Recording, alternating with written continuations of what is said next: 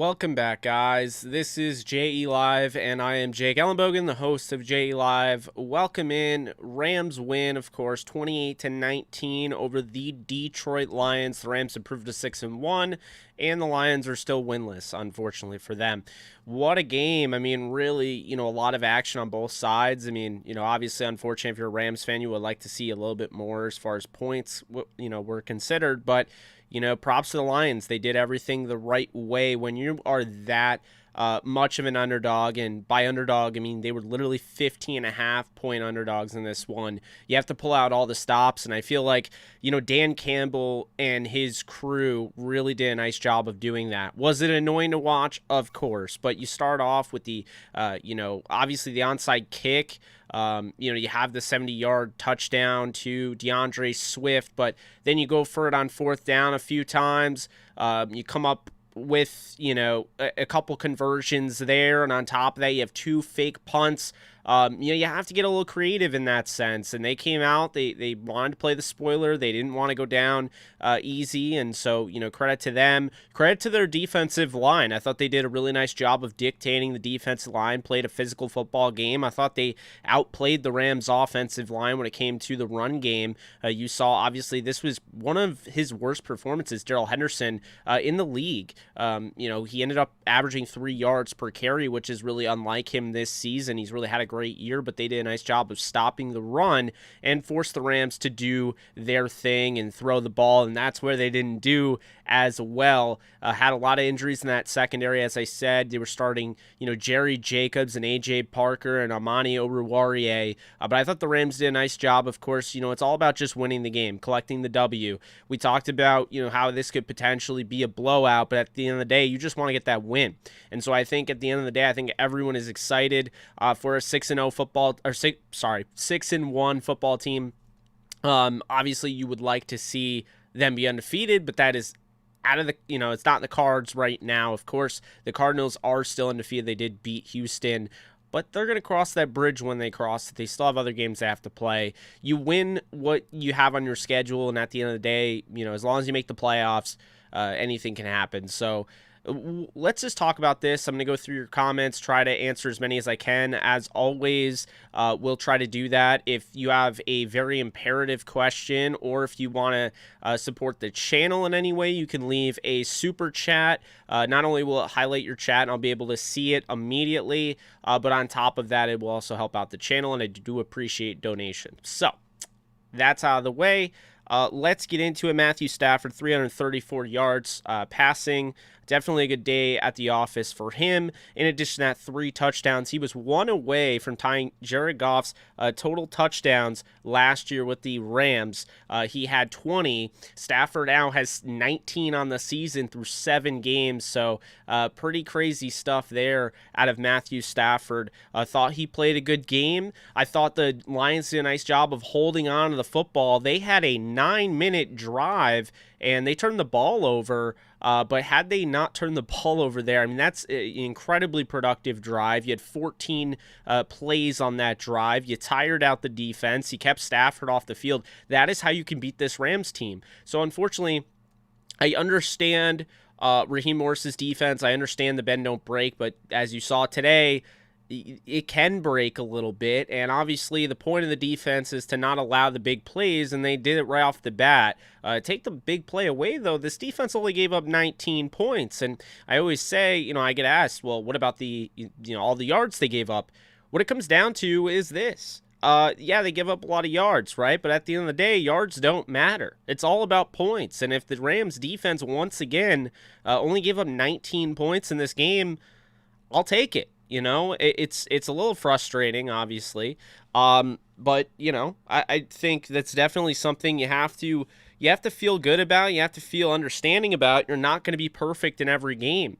I saw a lot of fans on Twitter, obviously very reactionary fan base, just any fan base in general, saying fire Raheem Morris and yada yada. What I'll say is this: it's very simple. You're not going to win every single drive. You're not going to win every single snap, every single sequence. You're just not. So what you have to do at the end of the day is stop the bleeding, and that's what the Rams did. Generating a turnover, getting that huge interception from Jalen Ramsey, picking off Jared Goff, and then on top of that, sealing the deal with the, obviously it's an unforced error. It's a dropped pass, thrown a little bit over his head, but Nick Scott comes down with that, and now the game is completely done. There's not really much of a chance of them coming back, but, obviously picking that pass off ends the game. So I like that they did that. They got to get better. I see William Blocks in there, horrible tackling. I agree. And I think that's a thing here, guys, is when you're playing this bend, don't break style defense, basically what this means is you're going to keep everything in front of you. The Rams simply just did not do that today with DeAndre Swift. They didn't do it today with Jamal Williams. And I thought this was a really good job by the Lions to take advantage of the bend, don't break, because another thing here is that the Rams kind of got spooked a little earlier on. They got carried away. They went all-out blitz on Jared Goff, and they had the perfect play drawn up, the screen pass that led to the touchdown. And the reason because of that, I think this kind of changed the game for the Rams. They had a game plan coming in. I think they were going to be aggressive and try to get in his face. Instead, they weren't really able to do that. They weren't as comfortable doing that because of that play. And I think that really kept the Lions in the game. Thought Jared Goff played a solid game despite the fact, look, Jared Goff had 2 interceptions. One I'm not really going to give him. The other one was huge, very crucial, and reminded me a lot of last year where the Rams were driving, they were trying to come back, and they ended up losing, and you're like, how could they lose it? It would come down to that interception. He threw that in this one. But all in all, as a Rams fan, you have to feel good about this win. It's a win against a team that was literally as desperate as can be. Desperate teams can be very dangerous. This is a team that almost beat Baltimore. Baltimore's a very good football team. They almost came back and beat the Niners. They played very well in the first half against the Packers. This is a team that has been competitive, and it's a credit to Dan Campbell never taking his foot off the pedal. We've seen in the past, I'm not trying to throw Spagnuolo under the bus, but there have been older Rams teams where they had this type of deal. They didn't have a ton of talent. They might have talent at the quarterback position, say Sam Bradford, but it always seemed like they were giving up when things got bad, right? They'd punt it on 4th and 2 or whatever at the 50, and you're like, why? We're down 24. Dan Campbell doesn't do that. So you got to give a lot of credit to them. You got to give a lot of credit to that defensive line headlined by Michael Brockers, who I thought played a very good game. And, at the end of the day, you got to take the win as a win and be happy you won. Because as you can see, the Ravens, who dominate, the Ravens dominate the Bengals historically. I don't believe Lamar Jackson has lost to the Ravens until today. They lost 41-17 at home before a bye. You could take anybody, with a grain of salt or what have you, maybe not take them as seriously, but at the end of the day, a lot of these teams are about 4 or 5 plays away from winning the game. They're about, 2 to 3 players away from being better than another team, and that's what it comes down to. So, very much, credit to the Rams hanging in there, a game where they had to win, but, there's so much more riding on it for the Lions with nothing to lose, and so, basically their season on the line, whatever, desperate teams are going to do desperate things, and let's just talk about the onside kick, because that is such a fluke thing. It's a great kick by Fox, but that is such a, it's a perfect kick, to be honest with you. But, if you think about that, if the Rams recover that, the entire game is different. Now, the fake punt, I would have seen that coming. I don't know why they didn't. The second one is uncalled for, and I know a lot of you are going to want to talk about it, address the elephant in the room. What the hell is going on with the special teams? And what I'll say to you is that the special teams hasn't been good since Coach Bones left the Rams. Bonamego was downright awful last year, and Jode Camillus is just a fiery guy from all I've heard. If you look at the DVOA for his special teams unit when he was with Jacksonville, was bottom half of the league. This, it's not anything special. But the problem here, here's the biggest problem I have with the special teams. I don't want to be super negative here, but I'm going to be real with you guys. As you know, the big issue I have with the special teams is this. You have Matt Gay, who's a top 12 kicker in the league, maybe top 10, maybe top 5. But regardless, he's top half in the league. So you have a good kicker. And on top of that, you have the greatest punter of all time in Johnny Hecker, who may not be the best anymore in the league, but he's still top 5. And that tells me if you have an elite punter and a very good kicker, and your special teams is 30th in DVOA, that tells me your special teams is worse, and it's being made better because of those guys. So despite the fact you have really good players at punter and kicker, and you're still struggling as bad as 30th in the league, they'd be 32nd by a mile if they had Sam Sloman at kicker and they didn't have a punter like Hecker. So keep that in mind. They keep things, within. But here's what I want to say, okay? Rams offense still isn't there, okay? They're not consistent. They're going to get there. I believe it. But they're still not consistent. And that's something we got to be thankful for, because this team could be a lot better. This offense can play a lot better, and yet they're still scoring 28 points in a game where I felt like they honestly were kind of underwhelming at times. I mean, Stafford still, had a good game, but there was no run game to speak of. They had opportunities where, maybe don't go for it on 4th and 1. You have, like, Stafford can run it instead, throwing that weird pass to Higbee. Some of the play calling is a little off, but I thought McVay got a little bit better in that regard in this one, especially the really creative draw up on the touchdown to Kupp and the 2-point conversion to Woods. But, all in all, though, I'm going to take this away. It's a win. Rams are 6-1, 3-1 at home. And they got an easier schedule coming up. I mean, we can obviously talk about that. You look at Houston is up next. In Houston, that could be a little bit of a tough one at first. I think Houston is another team. David Culley and especially Lovie Smith has that defense playing real tough at the beginning of games, and they kind of just get worn down because at the end of the day, you don't have that explosive an offense, and Davis Mills is being asked to do way too much. That run game doesn't scare anyone. So that could be an interesting game to start the game, but I expect the Rams to pull away. Then you have the Titans on NBC Sunday Night Football the week after that. And to me, that's a huge game. Obviously, you have to be able to stop Derrick Henry, duh. But, that's a game. Titans are playing well. They just blew out Kansas City. I don't really think Kansas City's that good. They're 3-4, but you get my point. And then you have the game that everyone is waiting for here, because it's finally like, where are the Rams at in terms of the Niners? Because the Niners game in San Francisco on Monday Night Football is going to say a lot, okay? You have to hope, if you're a Rams fan, and most of you are, that Sean McVay gets over that hump and is able to beat Kyle Shanahan, because it hasn't been able to be done, and it's been a problem, and they've been the Achilles heel. So we'll see what they do there, and then they have the Packers. After that, it's Jaguars, Cardinals, Seahawks, Vikings, Ravens, 49ers. Basically, this is the easy part of the schedule where you play the Giants, you play the Lions, you play the Texans. Now the Titans are looking good. So really, your only easy game left, aside from the Texans game, is the Jaguars game. The rest, you're going to be kept honest on this schedule, because the Vikings in Minnesota, that could be a little bit of a trap game there. Minnesota could be fighting for a playoff spot. I don't think they're a horrible team. Kirk Cousins can put points on the board. On top of that, you play a bend don't break defense. You give up a lot of yards. So this is a team I think that can take advantage of that.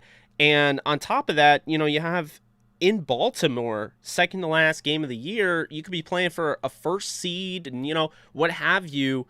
It doesn't matter if you beat the Cardinals, on Monday Night Football, you still have to make things happen. You're playing in Arizona, by the way. So you have to still make things happen. You have to continue, because you beat Arizona, and now you both have one loss.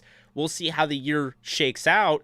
but I don't know the tiebreaker yet. I can't tell you guys for certain if the Rams beat Arizona, they have the tiebreaker, because we don't know what their wins in common games will be. We don't know what the tiebreakers will end up being. So the Rams have to keep pace if they want to win this division and get the #1 seed, which is more imperative than ever with the current setup of this playoff. So that's what I'll say there. So let's go back. Let's talk a little bit. Hope everyone's doing well. Hope everyone enjoyed the game. I haven't seen you guys in a minute. I mean, I know I made a preview video, but I haven't been live in a little bit. So there's that. But we almost lost our kneecaps. What's up, Will? What's up, Ram fan Ashton? How we all doing? 6-1, let's go. Yes, Young Ham. That's exactly how I'm looking at it. Jake, you know some dude is looking through your window, right? Oh, yeah, that's Michael Myers over there. And that's not a window. Anyway, hello, Jake. Rams free up $3 million on their cap. Do you see a trade for a corner? That could be interesting. We'll have to see, because rookie cornerback Robert Rochelle, who was playing pretty well, actually got hurt. And David Long played the rest of the game. Personally, I'd rather never see David Long out there with the defense, period. I don't want to see him on the field. But, you know, if Rochelle's hurt, they could go outside, and depending on Darius Williams' health, they could try and sign somebody. I mean, Brian Poole's still available. He was a top 13 corner last year, according to PFF. So, I mean, I don't know why he wasn't signed to begin with, but there's that. He also has familiarity with Raheem Morris since he was in Atlanta when Morris was a coach there. So there's that. But Richard, I agree with you. I just saw that you're not entirely worried about the defense. I'm not either. I'm going to put together after this live stream my usual graphic comparing Raheem Morris's defense versus Brandon Staley's defense at this point in the season. So I will have that out for you after this. But yeah, you know, I'm definitely not worried about the defense, you know, moving forward. I think they're only going to get better, and I think you're going to have games like this where, you know, I think maybe, and I will admit I'm wrong, because I felt like, oh, well, the Rams know Goff so well, this should be an easy one. And what I didn't think is the Lions know Stafford so well, because a lot of these guys were on the team last year. They know Stafford's tendencies, and he was there, you know, so it kind of goes hand in hand. It was one of those weird games. I think if these teams played 9 out of 10 times, I think the Rams win in brutal fashion. But I think it's just that one game where you play it, and, you know, the Lions were in it. They had to really pull out all the stops to even be in the game. So that's something to keep in mind as well. What's up, Brandon? How you doing? Watch out, Myers hogging the camera. When you look down, the camera focused on him. That's amazing. I actually love that. I know it's gonna do that. I don't really love autofocus, but you know, is what it is. All right, let's see, what was I gonna do? Oh, I was gonna pull up the Facebook. So I see you guys on Facebook watching, so I wanted to interact with you guys there. If you have any comments, which does look like you do. Bend don't break is a phase that means we cannot make a stop. Not entirely, because the break part, that's when you don't make the stop. The bend is you're bending, you're giving them, you know, real estate, but then you're not allowing them to get in the end zone. And that's what you do when you have a really good, you know, offense that you can trade touchdowns and field goals, so you'll continue to win. You know, if you're not scoring the way you want to, then it kind of becomes problematic. But the Rams, keep in mind, the Rams defense, they held the Lions to 0. Like, they had no touchdowns on 5 red zone opportunities. That is bend don't break. That is the definition of it. So in that case, Raheem Morris's defense worked. You just kind of have to throw a little bit of a caveat in there that, of course, yeah, they had the explosive 70-yard touchdown to DeAndre Swift that kicked off the game. And really, they looked good on that drive. So, you know, that's something to keep in mind. As long as Myers doesn't move. What would you guys do if all of a sudden that Myers mask all of a sudden started moving up like that? Because it's dark back there. So you can't even see the stand that thing's on. That would be That would be a little creepy, even for me. So there's that. Special teams has to get better. I agree with you. I think that game encapsulated what Goff's ceiling is. He played safe the whole time, didn't turn it over, but when it came down to he makes a big mistake and can't go out and take a win if he has a chance. Bob, I agree with you. I couldn't help but think that was a lot like what we've seen before with the Rams. The fact is, and this is why they made that switch, Jared Goff wasn't asked to do a whole lot in this game. He, had some wide open receivers, went up against a really soft bunch of coverage, soft zone. On top of that, don't unsubscribe. So on top of that, Goff on top of that had the weapons in Swift and Williams just getting first downs at will. So he wasn't asked to do a whole lot. And then when they asked him to finally make something happen at the end, he threw an interception. And I felt like it was very similar to some of the Niners games in the past when the Rams would be driving. I thought it was actually very similar to the Rams and Seahawks game, I believe in 2017. It might have even been 2016. I think it was in 2016. And it was actually similar to Case Keenum, where they were driving and I thought they were going to win the game and then they didn't. But yeah, it was similar to that. So let's see. We need a different scheme. The bend don't break is very bad. It's not. I mean, it's annoying, but thank you so much, Matthew. I just noticed that you donated. What's up, Jake? Got to give credit for being a scrappy bunch. The running back Swift is really good. Matthew, first off, thank you so much for donating. Really do appreciate it. Secondly, I agree with you. They are a very scrappy team, and if the Lions dare try and fire Campbell with the injuries and the lack of talent this team has, I'm going to be pissed. I'm going to be honest with you. I think Campbell's really getting the most out of this team. When you look at what a head coach is supposed to do, he's supposed to inspire his players, get his players ready, and keep them hungry and keep them fighting. And it's really hard to do that when you're not winning football games. Only that, you're losing them on last-second field goals when your quarterback really wasn't playing all that well. So this game, he had them ready, man. This is an 0-16 going toe-to-toe with a 5-1 team on the road and being in this game until the end. That is coaching. Look, I think we put way too much, we give way too much credit for players, then we don't give enough credit to the coaches. In this case, I feel like Campbell deserves a lot of credit keeping his players motivated and keeping them going. And by the way, he's the one that decided to go crazy with the onside kick and to go for it on 4th down when they did, and to make those the fake punts and what have you. I mean, his aggressive style really kept this game close. It could have backfired, but it didn't. And at the end of the day, that is what a good coach does. So if they fire him, they are absolutely out of their minds. I don't think they will, but I'm just saying that. We did not get our coaches. We won. Stop it. I don't know what that means. Got to get healthy. Losing Rochelle and D-Will out. Long is liability. Totally agree. No run defense.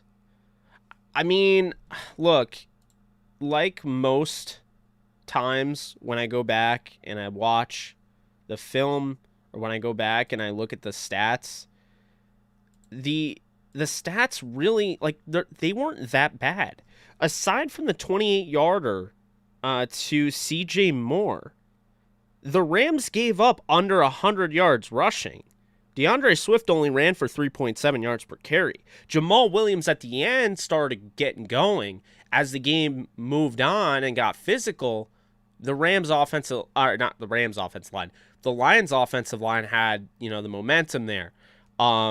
So, I mean, I'm not going to say that they were that bad against the run. The biggest run they gave up was 28 yards, but that's not even the run defense. That was a trick play. That was their second fake punt.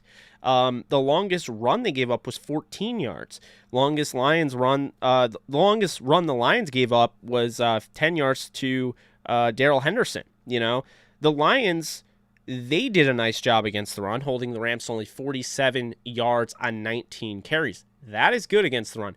The Rams were about average. When you hold them under 100 yards, I mean, that's not a bad day at the office. I mean, take away, the screen. The screen is not the run game. And it was 63 yards. I keep saying 70. My bad. 63-yard touchdown to Swift. So keep in mind, you have, on the receiving end, you give up 6 catches, 115 yards to Khalif Raymond. He had a really good game. Shout out to him. He's really emerged. He's had to become the guy for Jared Goff, and he's holding up his end of the bargain. This is somebody that was signed immediately. People are like, why?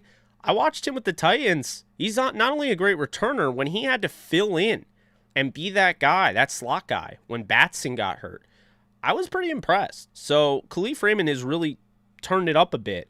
But no, I think the Rams did a nice job against the run, and then obviously against the pass, they gave up a lot of yards because that's what the bend don't break does. I mean, when you play that far off the ball, it's going to happen. They didn't play bump and run. They weren't playing man. They were pretty much in zone the entire game. So, what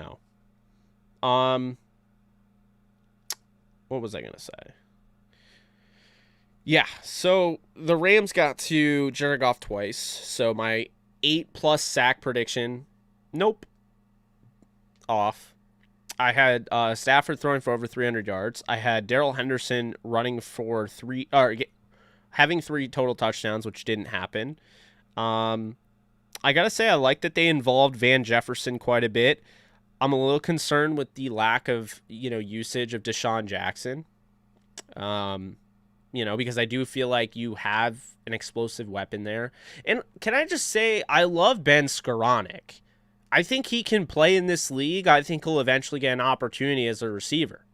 Why the hell is he returning kicks? It just doesn't make any sense. I don't know what's going on with Tutu Atwell. People were asking me. I don't know. I couldn't find anything on him. I don't know if he was sick. I know he was dealing with an illness at some point. But I don't know.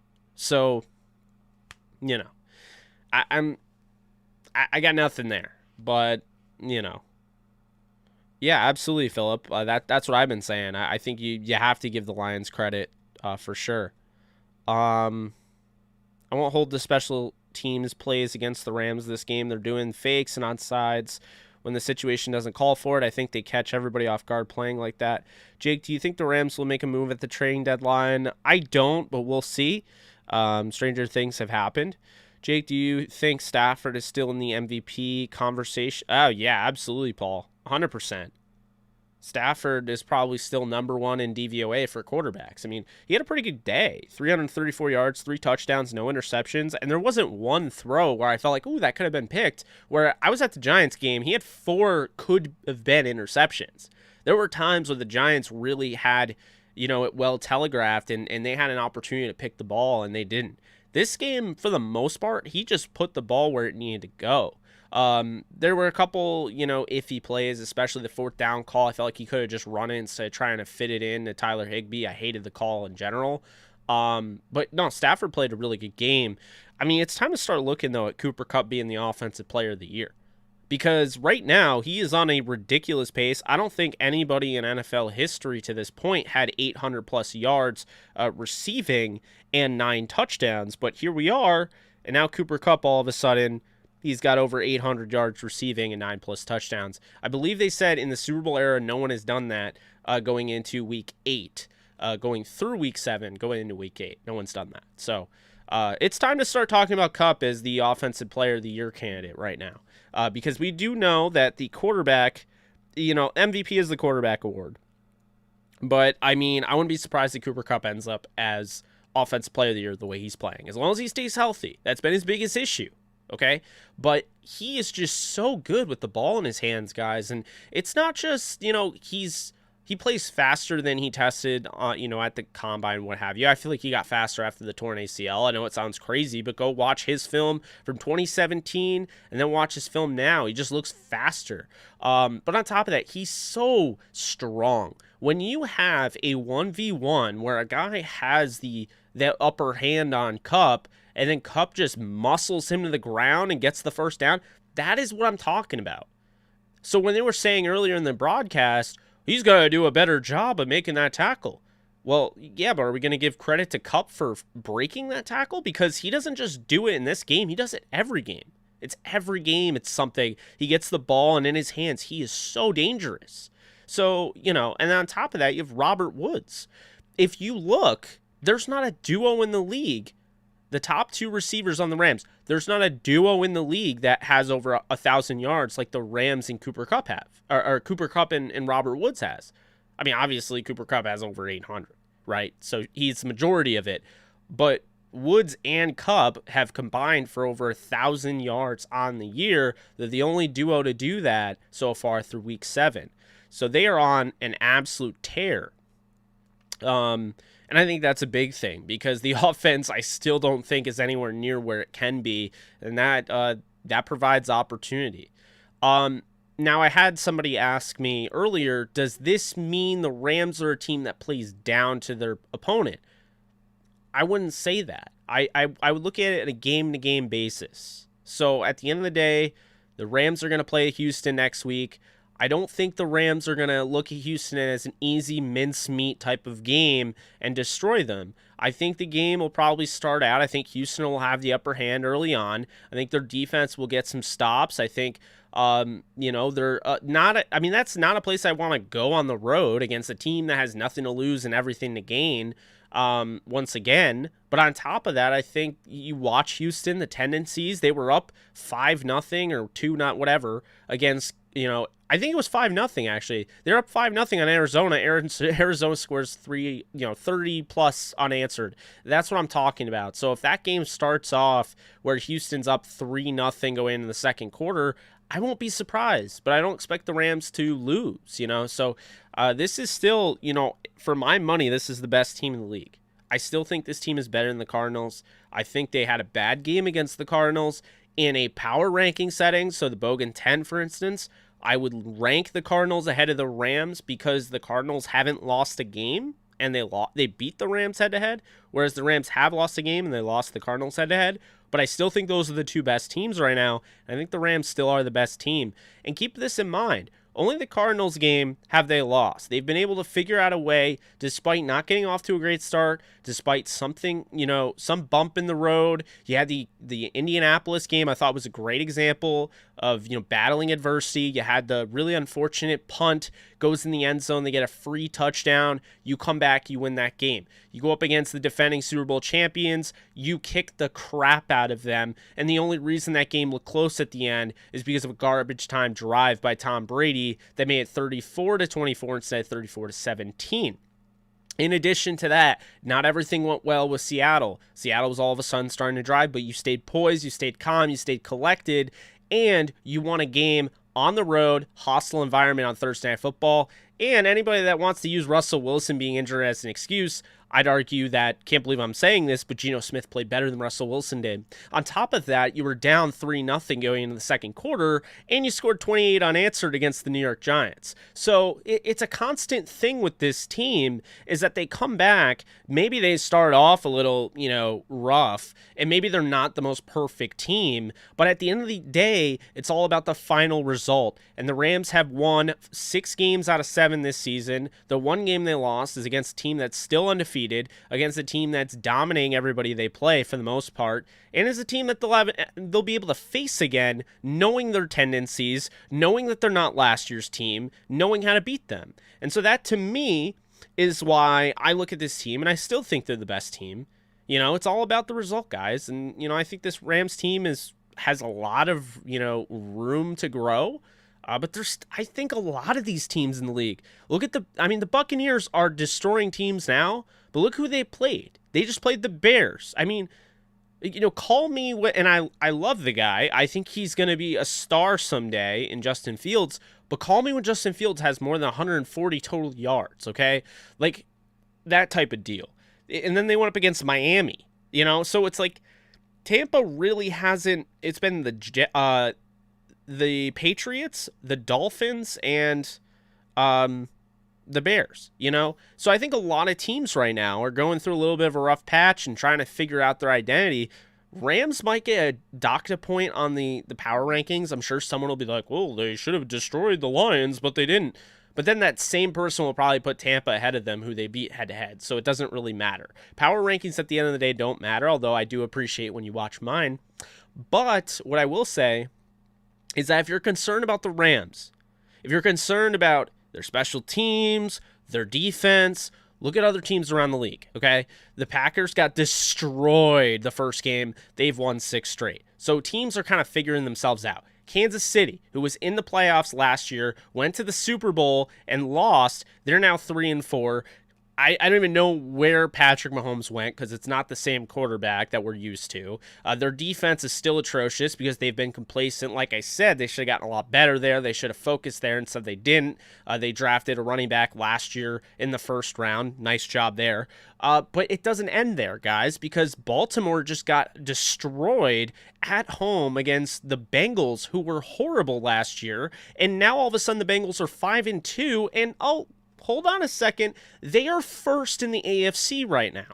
So this is what I mean, is that all these teams are trying to figure out their identity, and they're losing games while doing it. The Rams, they're coming through and winning these games, and the one game they lost was to the team that hasn't lost. So this is why I'm not worried, you know, and there'll be little things here and there where you'll be like, well, they gave up a big play or whatever, or, you know, who cares? Who cares? This team is 6-1. They are a top 2 team in football, and we will continue to watch them as they go up against the Texans, Titans, Packers, Niners, Cardinals again, the Ravens, Seahawks again. I mean, they have opportunities to really put more wins on their resume, but this isn't college football. This isn't style points. You know how you win a Super Bowl? Do you know how you get there? A committee doesn't put you in there based on how you won. A committee doesn't put you in there based on how many points you scored. A committee doesn't put you in there based on how many views that you get, what your viewership is, what your fan base is, how much money you donated to a certain program or boosters or what have you. No. You get to a Super Bowl based on surviving and advancing. And so this is what this team continues to do. Despite the Cardinals game, they just continue to win these games. I've watched all these teams around the league. They're not winning these games. I mean, the Broncos were just undefeated. Now I blink and they're 3-3 or 3-4, what have you. Guys, this is what separates teams in the NFL. It's survive and advance. It's no different than college basketball, March Madness. You play one game, and that's it. If you lose in the playoffs, you're done. There's no series. It's not the World Series. It's not the ALCS, NLCS, NLDS, ALDS. You win, you play a game, you win, you move on, you lose, you're done. And so that's the thing. That's why I like the way the Rams are just trying to win. They're trying to play, you know, football on, you know, all 3 phases. They're complementary football. And that is how you win football games. So that's why I'm not worried about this team. I know a lot of people are. I know people point out different things. Yeah, they can be better in a lot of areas. But right now, despite all that, look at everyone else around the league. Like, I'm going to go through right now, and I'll tell you. Last week, when I did my Bogan 60, I have it right here. I had the Cardinals at 1. The Rams at 2. I had the, let's see, hold on a sec. Cardinals at 1, Rams at 2, Ravens at 3. They just got destroyed, so they'll fall. They lost 41-17, okay? The Tampa Bay Buccaneers at 4, so they'll move up to probably 3, right? Tampa will move up to 3. They're not ahead of the Rams. Why on earth would you put a team like that ahead of the Rams when they got destroyed by the Rams? I mean, unless you didn't see the game and you're like, oh, well, they lost by 10 on the road. Don't go by that. That's why I recommend watching all the games instead of looking at the box scores, because then you have these type of rankings. Anyway, number 5, I have the Buffalo Bills. They're on a bye, so they'll probably stay there. They might get passed. Who knows? Probably get passed because Green Bay just won. Green Bay 6-1. I had them at 6. Dallas, I had them at 7. They're on a bye at 5-1. I had Cincinnati at 8 at 4-2. They just won today. I had at 9. I had the Los Angeles Chargers at 4-2. I think they're on a bye as well, if I'm not mistaken. And then the 4-2 Raiders, who destroyed the Eagles today, they were at 10. So those are the best teams in the league, in my opinion. Those are the top 10 going into this week. How many of them do you think are better than the Rams? And how many of them are so much better than the Rams, if you think that there's no way the Rams can win a Super Bowl? Because I don't look at this league right now and think, wow, there's so many great teams. Who's playing better football than the Rams and Cardinals right now? Find me one. The Patriots scored 54 today. That's great. They did it against the freaking Jets. I'm not going to give you points for that. Like, continue doing it. I mean, they played well against Dallas, but this team's already lost a bunch. There's not one team that I'm worried about for this reason. Right now, maybe the Bengals are the scariest team because we don't know how good they can be. They're getting better each week. They just destroyed the Ravens. They lost in overtime, a game that could have gone either way, to the Packers. They lost by 3, I believe, to the Bears on the road. Those are their 2 losses. Very good losses. I mean, obviously, Bears, maybe not that great. But the Packers loss is huge. So that's my point, guys. So for anybody that's worried, got to clean this up, not going to the Super Bowl if not. You guys haven't been watching the Kansas City Chiefs for the last 2 years, getting into the Super Bowl because of how explosive their offense was, even though their defense wasn't that great. Never was that great. You know why people forgot that their defense wasn't that great and they just ignored it, including the team itself, Kansas City? I'll tell you. Because at the end of the day, those big splash plays, those big turnovers, those injuries, those forced fumbles, what have you, they blow your mind and they make you forget what you've seen. That's all Kansas City's defense has been doing the last 3 years. They've been forcing these big turnovers and huge moments. At the end of the day, though, they haven't been that great. That's the thing. This Rams defense may be annoying at times. You may want to rip your hair out for all the times they give up those plays. But at the end of the day, bend don't break came through today. 0 for 5 were the Lions in the red zone in attempts to score a touchdown. That is how you do it. And you have these games where Matthew Stafford, I didn't think he was unbelievable.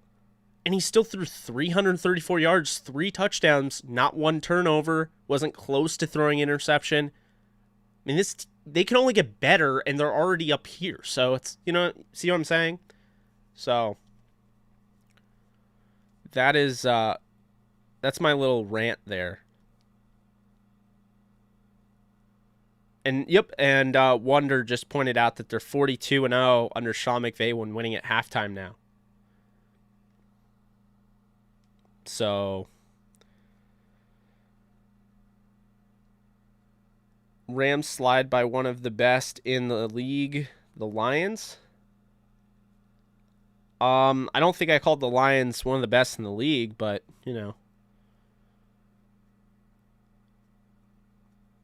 Yeah, Dallas is good.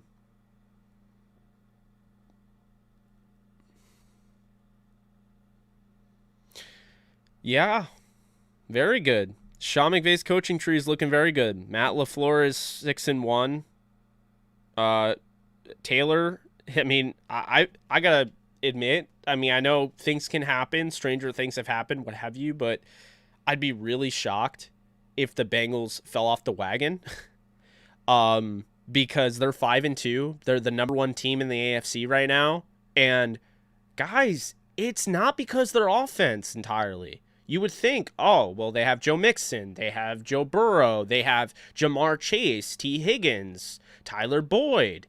It's not entirely that. You know what it is? I mean, it is also that. Their defense.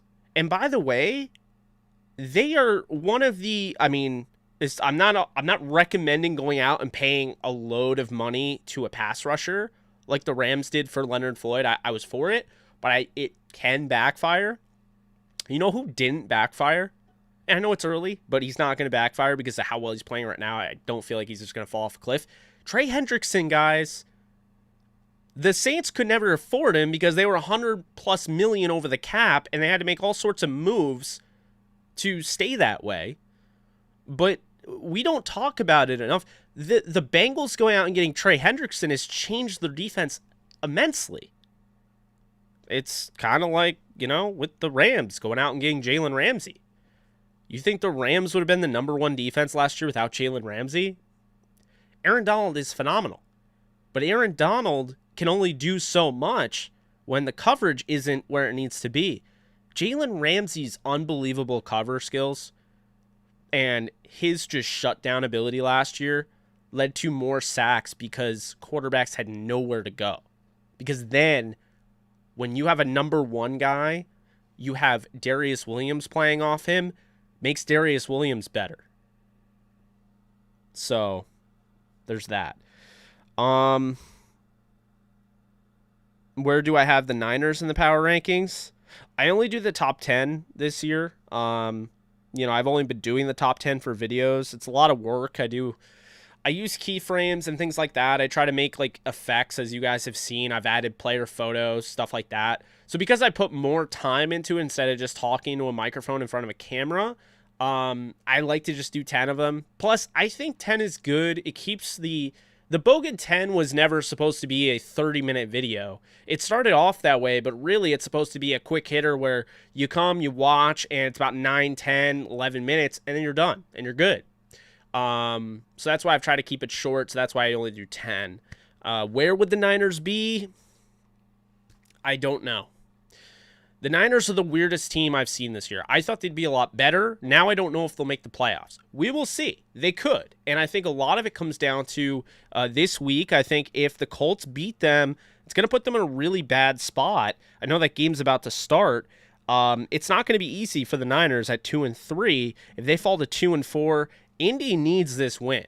Indy wins this game. They're 3-4. They have a really good loss against the Rams. They have a really good loss against Baltimore. They're not a bad football team. They've dealt with some injuries. They lost Julian Black. I believe he's out for the year, Julian Blackman. I think he is. And then they lost Paris Campbell. They did get T.Y. Hilton back, who immediately had an impact. Jonathan Taylor's playing some good football, and he's starting to get back into his rhythm.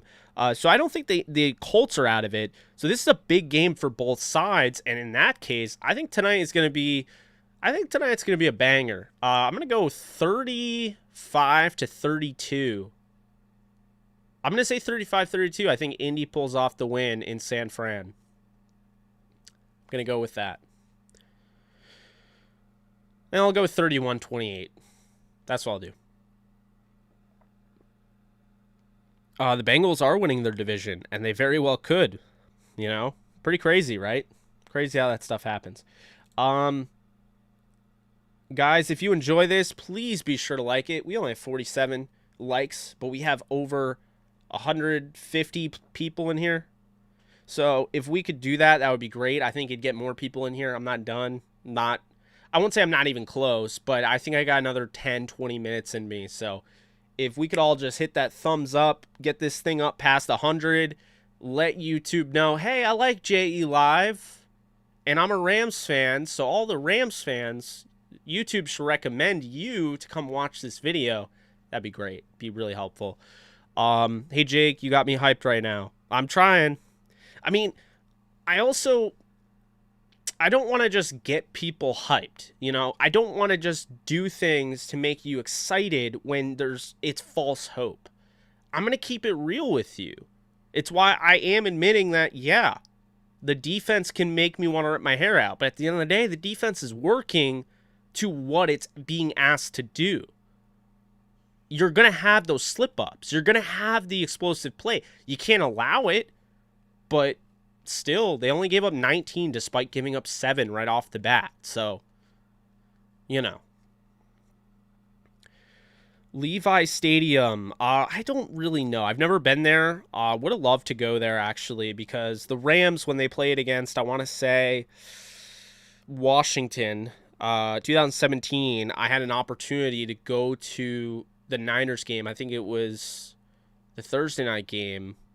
With my father. We decided not to, just because we didn't really have the opportunity. We would have had to extend our vacation we considered it, because it was, we saw Washington on Sunday.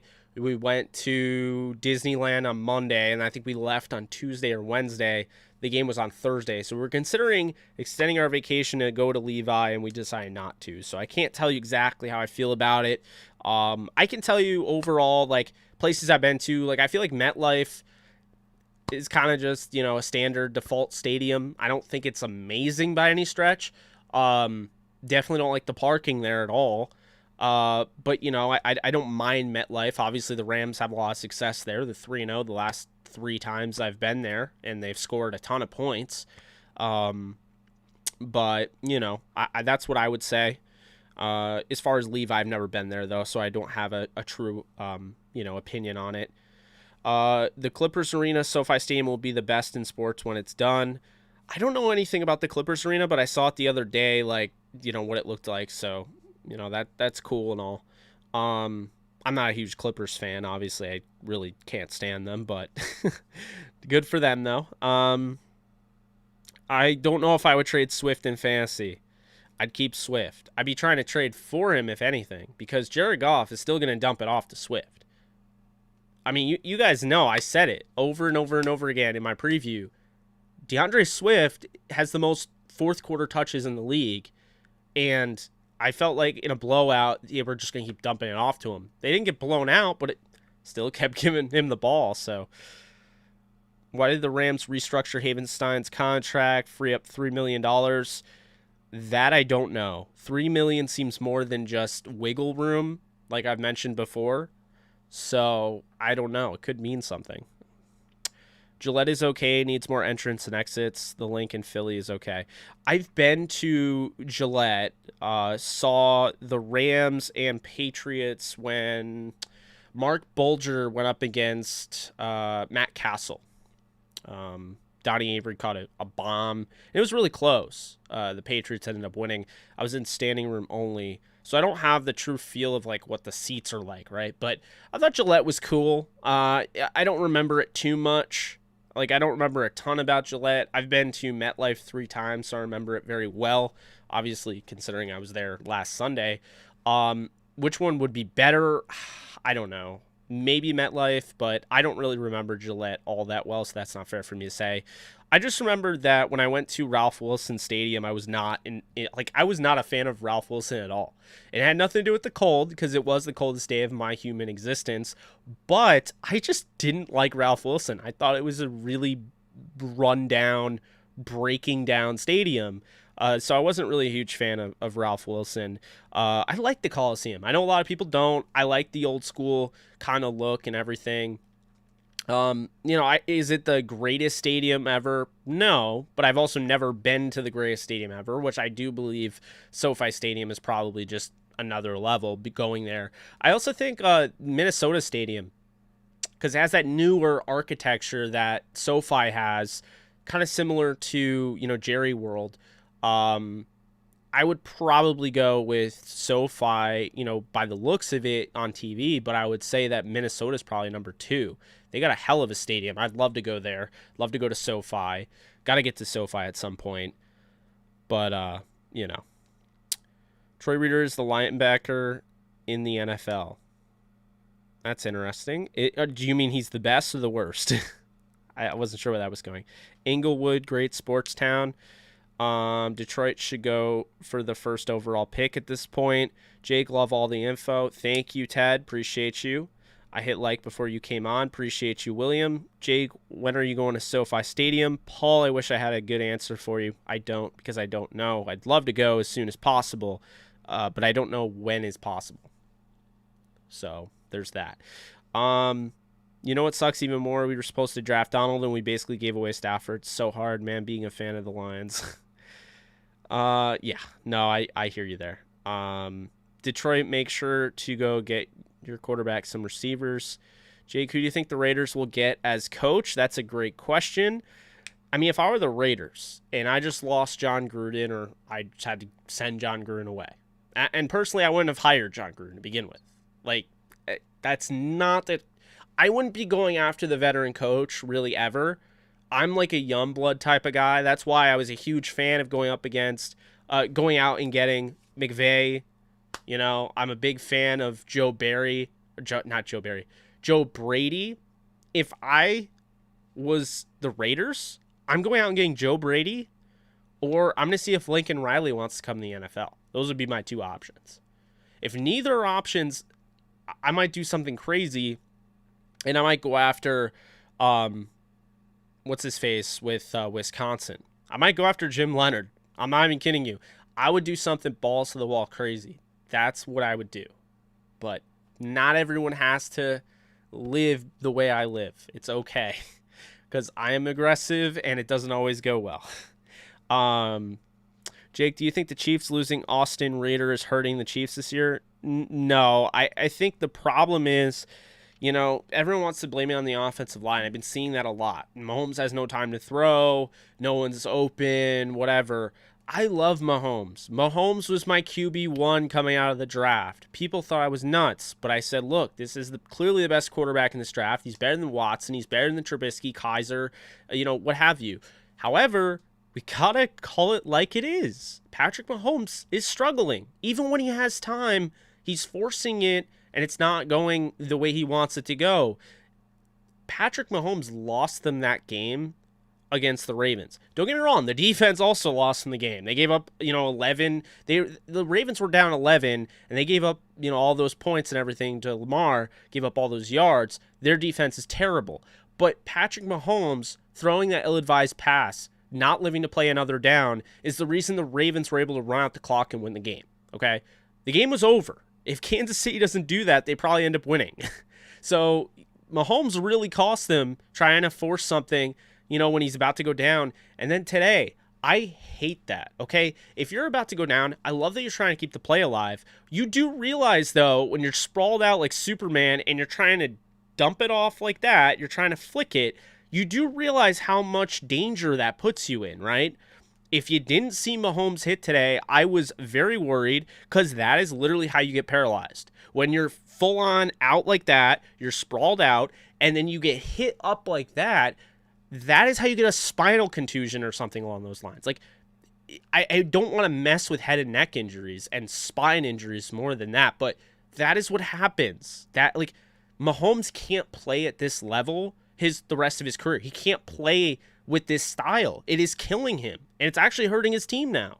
Not to mention, I mean, the defense isn't good. So I understand you're trying to make plays and all that, but you hold on to the football. And that's another thing. Kansas City can't sustain long drives. They can't. They can't hold on to the football. They need to go this high-octane passing attack. They want to score on 4 plays. They don't want to score on 14. That's a big issue for them. Which quarterback you like coming out this year? I like Desmond Ridder and Kenny Pickett. Don, I am all over Desmond Ridder. That is who I would. That's who I would go after. If I had the number 1 overall pick, that is. If I had to take a quarterback, I don't know if I'd take a quarterback number 1 overall, but if I had to take a quarterback, Desmond Ridder would be my guy. I've said that over and over again. I really like Ridder. All I ask is David Liability Jr. not to be barbecue chicken on every play. That is funny. That is funny. Nolan, you're killing me. Jake, what is going on with our Lakers? Rough start, 0-2. Brand new roster for the most part, aside from, LeBron, THT, AD. I'm sure I'm missing some guys. I mean, Howard wasn't there last year. He's back, but he wasn't there last year. It's a pretty newer roster. There's a lot of new blood there, so it's going to take a little bit. Keep in mind, they play 82 games, not 3 games. The way some of the media, the mainstream media, are talking about the Lakers like they're done already is kind of laughable. Also, I mean, it's Russell Westbrook. Everyone loves to hate on Russell Westbrook, the guy that literally normalized the triple-double, right? I mean, that hadn't been a thing since the 70s with Oscar Robertson, and they didn't really respect him the way he deserved either back in the day. So I'm not shocked. The guy that they tried to paint the villain when Kevin Durant left OKC to go to the Warriors. You can't beat him, join him.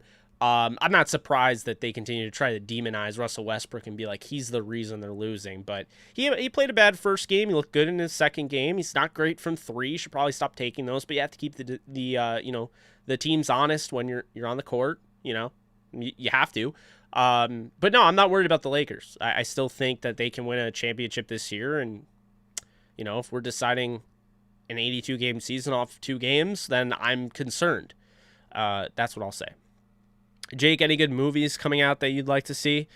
Really just Eternals and then the Spider-Man movie in December. Well, also Welcome to Raccoon City in November, the Resident Evil movie. Yo, the panicking with the Lakers Nation is out of control. 100% agree, Nolan. It is ridiculous. Dante Dion is so much better than David Long. Yes, you are right. I like Dante Dion a lot more. Matt Campbell is an up-and-coming coach. That was another guy I was thinking of, Matt Campbell, Iowa State. I like him a lot. LOL, I don't want a lot. JE, that's it. No, I hear you. I live here. The link sucks. It's trashy. Oof. Mahomes Magic running out. Malik Willis. I know a lot of people like Malik Willis. He's up there for me. He's not my favorite, though. I would go with... I personally like Ritter the most. And I haven't stopped. So, DD should get his snaps for real. Matrix movie in December 2. I got to watch the Matrix series. I've never watched it before, so I got to do that. Hey, man, as a Lions fan, I was proud of my guys with the bad roster they competed. Don, I hear you. I think at the end of the day, what it comes down to is the Lions all you can hope for this year, knowing that this is kind of a lost year. Stafford's not there. They weren't going to win a Super Bowl. You want to see them compete, You don't want to see them punting on 4th and 2. And I like that they're going for it. They're trying. They are trying to win football games. And, if you're a Lions fan, you have to credit that. You have to like that. On top of that, if you're a Rams fan, you have to credit it. They were in this game. They had a shot. They did. So... Thank you, Frankie. Looking forward to the Devil's Eyes podcast on Wednesday as well. Can't wait to do that. That's going to be, if you guys haven't already seen it, I have a podcast right on this channel called the Devil's Eyes podcast. This man right over here, this mask, whatever, is the cover of it. And essentially, we were talking about Halloween Kills, previewing that last week. Last week. And then this upcoming week on Wednesday, don't miss it. If you've already seen it, you're free to go. It is a spoiler review, reaction, what have you, type of episode about Halloween Kills. So make sure you see Halloween Kills before you shoot up on the Devil's Eyes podcast. But Johnny Knox, for example. Actually, that's perfect. That is perfect, Steve. That is exactly why I was freaking out about Patrick Mahomes being put in that situation. Johnny Knox, the way he got hit, it's exactly that. I don't know how Patrick Mahomes is okay. I don't know how he played the rest of the game. But that's exactly what I thought. So I totally agree with you.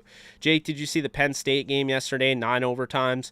I did not see it. I saw that the quarterback for the other team threw 38 yards passing in 9 overtimes. And I got to say, that's almost impressively horrible. I mean, that's almost so bad that it's impressive.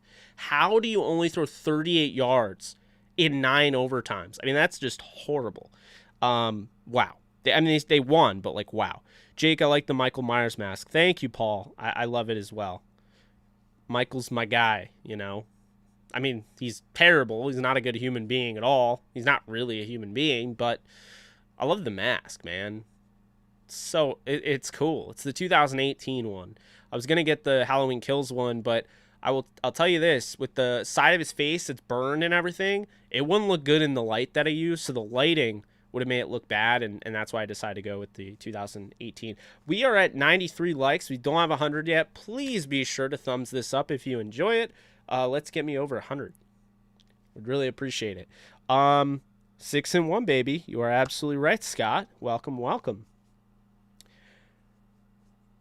Jake, the model of the Michael Myers mask was William Shatner's face. No, I know. You're right. You're absolutely right. It is a very good model. Painting it all white and everything was a good idea. I liked the flashback mask. Thought they did a nice job with that. Super, super, super white. Because the second one, because Deborah Hill was like a chronic smoker and everything, the mask was under her bed and it yellowed because of all the smoke. So because that's why 2 is yellower. So they did a nice job of kind of showing I thought, they made it look good. Let's see. I hate that we had a nail-biter game against a winless team. We should have blown them out. It happens. Like I said, they were playing for, I I don't want to say they were playing for nothing because they still haven't won. So I mean, they had a lot on the line. They pulled out all the stops. The Rams are a good team. They're able to win. You know, not every team today. And this is another thing I'll say. Not every team today that's as good as the Rams, as talented the Rams, wins today. They had to make the plays that they made. The Lions really pulled out all the stops. Not every team in the league would have won this game. I can tell you that right now. And I can tell you right now, I do not think, at least in my opinion, if this came down to it with the Cardinals, I think the Cardinals would have won like the Rams. Tampa probably wins. If they did this against Baltimore, I don't know if they win. Because they barely lost to Baltimore. And they didn't do any of this. On top of that, if they did it to Buffalo, who knows? You know, they did it to Dallas, who knows? Just saying. Gotta give him credit. What's up, Carney? How's it going? Yeah, special teams was bad.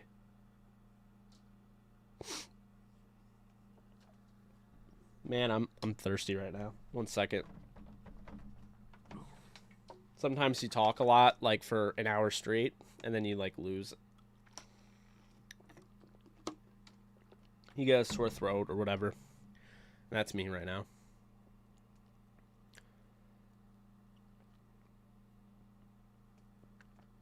Who do I think will be the next James Bond?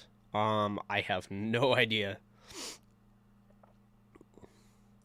Don't want Chargers in Super Bowl because they're dark horses for the playoffs. Jake, I think the Niners are scared of the Rams now that we have Stafford. Could be. Yeah. 300 touchdown passes the day that Tom Brady had 600. Crazy.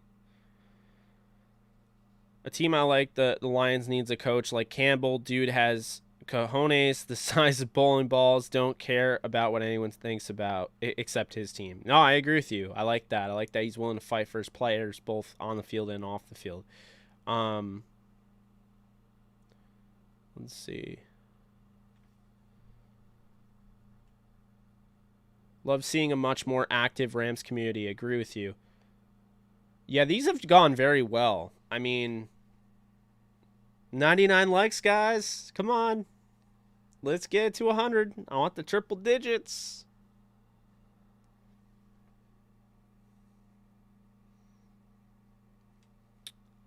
There we go. Triple digits. I mean, you guys can keep liking it, too, if you do.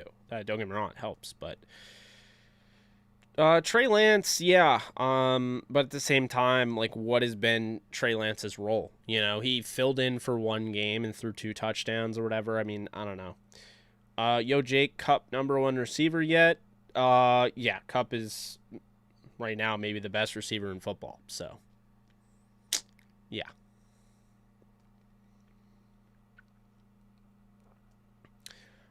Chantry, appreciate you. Oh, now we got people fighting over who was the 100. Oh, wow, 110 likes. Love to see that.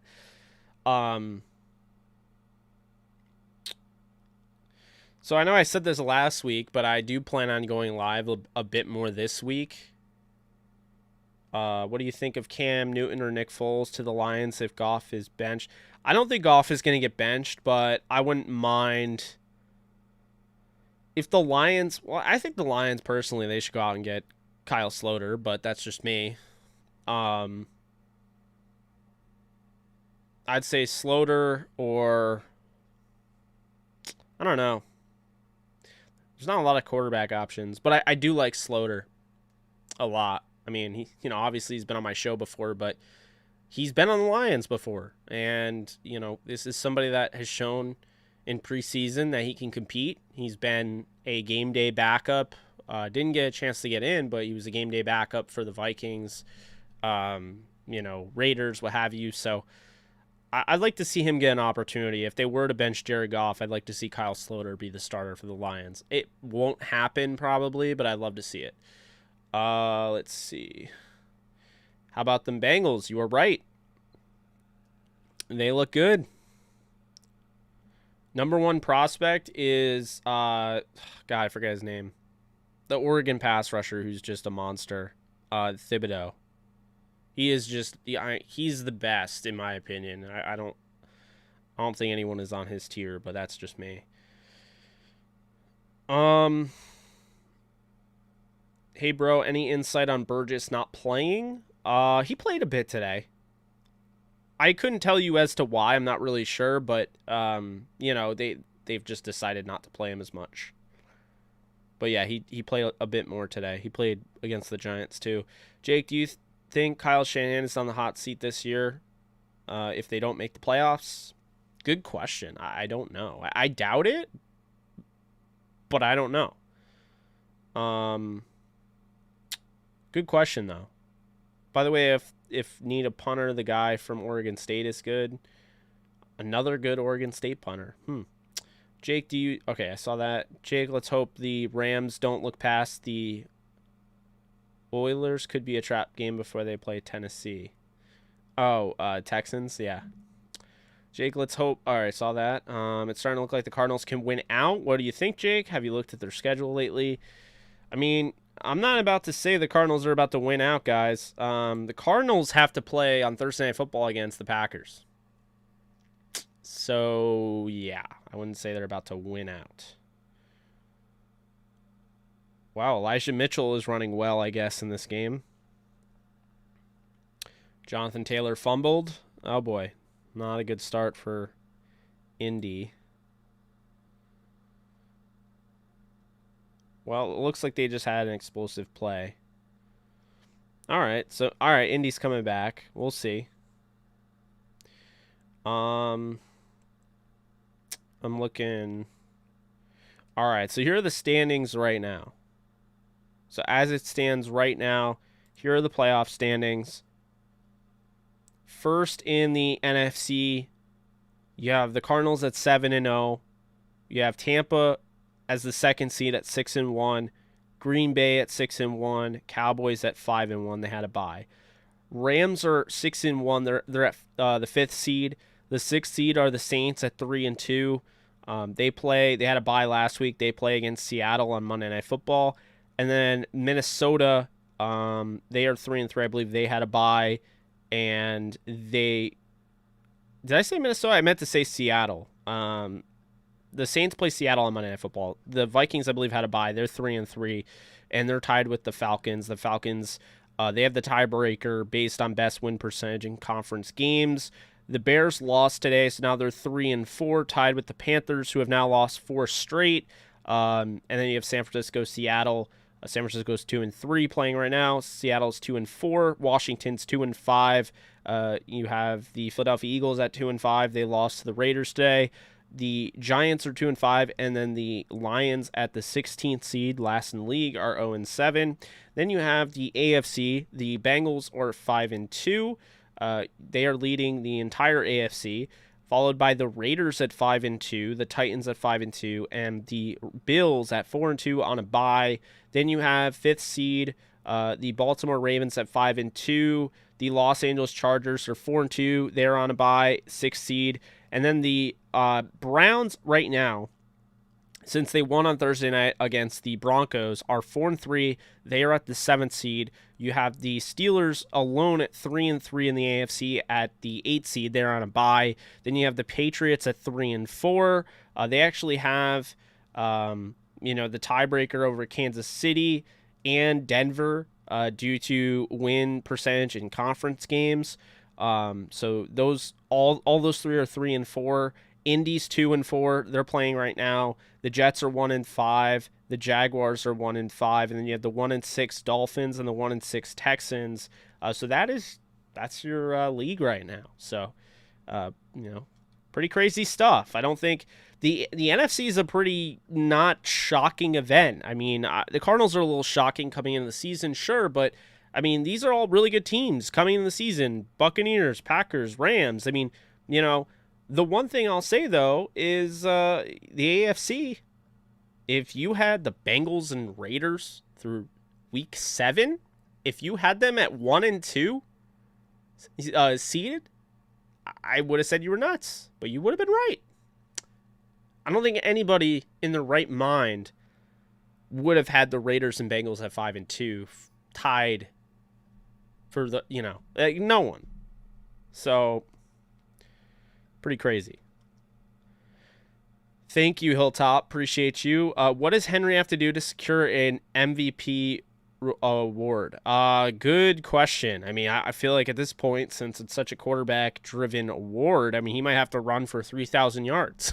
I mean, I don't know, you know? So, tough. I couldn't tell you because I just don't think at any point, especially with the way that the season's going, I just don't see them giving it to anybody except for a quarterback. I mean, the way these quarterbacks are playing, I just don't see it, you know?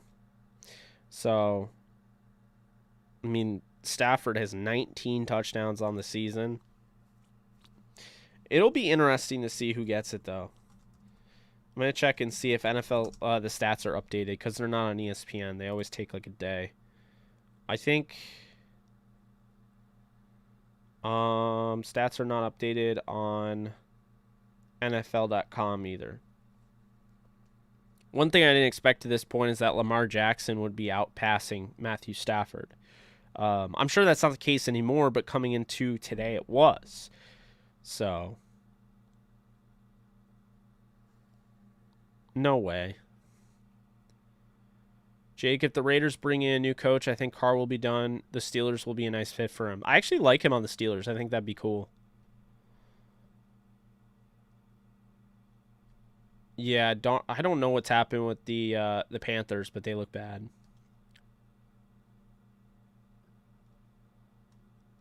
I think the Steelers, their bye week came at a good time, and I think they have a shot. Thank you, Hilltop. What is wrong with KC? Patrick, yikes. Their defense is terrible, and Patrick Mahomes is just making too many dumb decisions. That's the thing. I mean, even when he doesn't have to, you know? So, that was not a good game today for the Chiefs. That was a really bad loss. Really bad to lose 27-3. Mahomes threw a pick. He had 57% completion percentage, only 206 yards. He's not the same quarterback, you know? He's just not playing the same. On the season, I mean, he's 18 touchdowns and 9 interceptions. I mean, geez. Touchdowns are good, but the interceptions are not good. I'd like it if the defense was more tightened up, but I don't think that's the way it'll go. Touchdown Colts. It looks like a touchdown to Mo Alley Cox from Carson Wentz. The reason it's 7-9, I didn't even realize, is because Joey Sly missed the extra point. So that's why the Niners only have 9.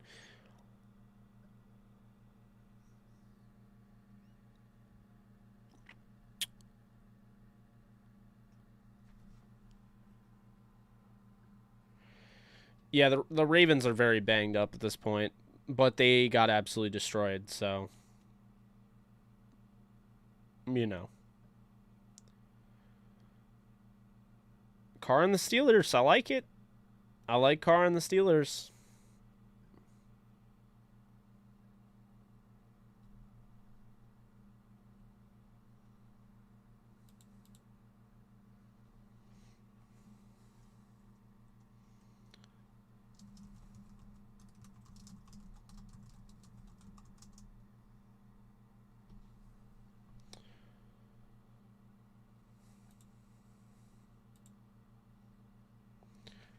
All right, well, guys, I think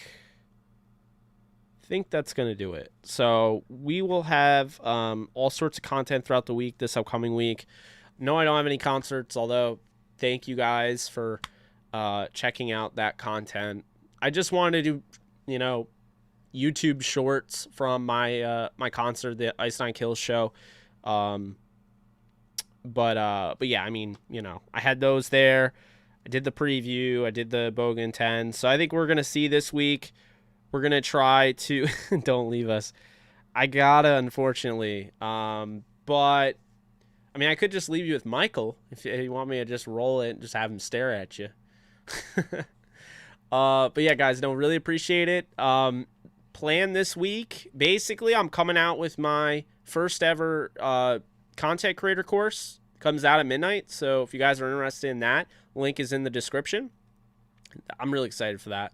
On top of that, I have the Devil's Eyes horror movie podcast. We are covering Halloween Kills. We are reacting. It's going to be spoiler heavy, so be sure to watch the movie before you watch the podcast, watch and listen.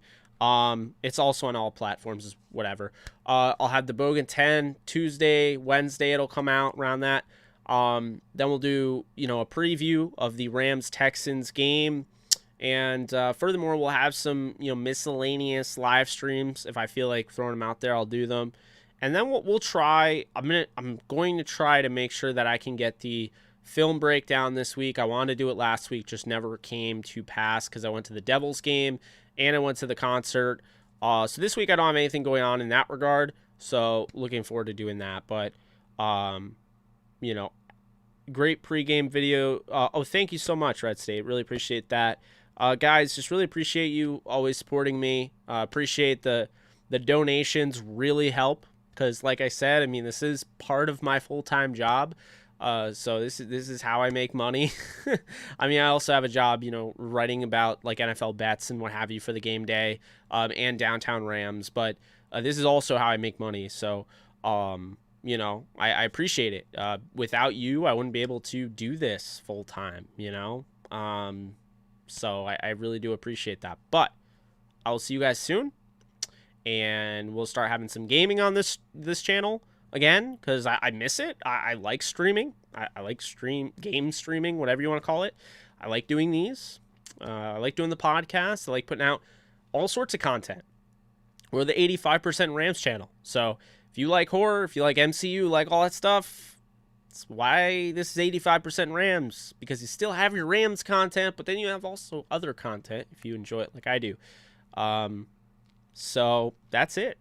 Appreciate you guys. You guys take care. I'll see you guys soon. Later.